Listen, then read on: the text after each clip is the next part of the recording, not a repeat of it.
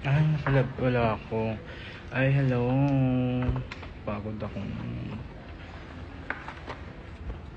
Makita niyo tuloy kung paano ako matulog. Tignan mo yung avocado Avocado. kung nagkamali ka. Nagkamali ako. Mapakla. Anyway, so, ayan. Second day of Lagare. So, I'm here now at FAU Technology Center. Yes. Kung makikita nyo, din dito talaga nag-aaral ang mga teknolohiya. Technology. Technological at technological na mga palakolikal. Technology. Dito, ginagawa ang mga cellphone sa Pilipinas. Talaga naman. FAU Tapos Techno. after nito, syempre nasa Fisher Mall ka ba? Yes, nasa Fisher Mall ako, Marco, after nito.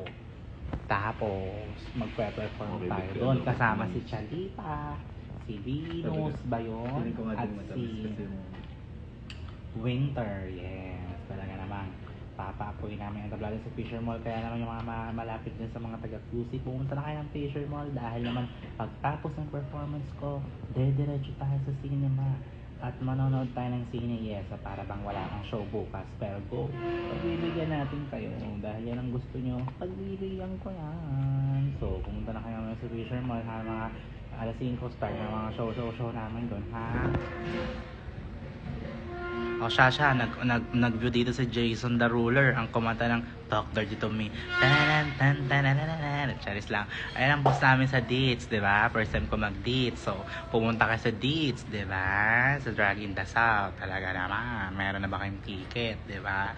Para naman mapanood nyo ako mag-Talk Dirty to Me. Talk Dirty to Me. So, ano na ha?